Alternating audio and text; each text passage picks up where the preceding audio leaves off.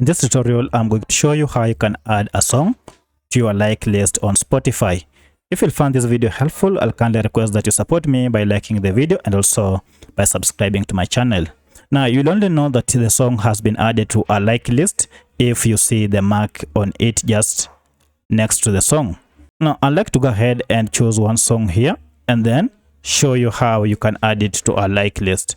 So if I go ahead and tap on this song,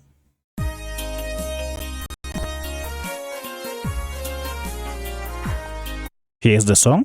I'd like to go ahead and add it to a like list. To add it, just tap on this plus and then it will be added to your like list. Now you can see added to liked songs.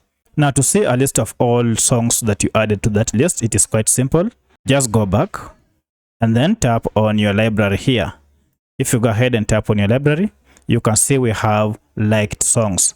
If I tap on this list, it will display all the songs that have been added to liked songs. From here, you can proceed and play all of them by tapping on any song. So that's how you add a song on your liked list. If you have any other question, kindly let me know in the comment section. Otherwise, thanks for watching and let's meet in the next video.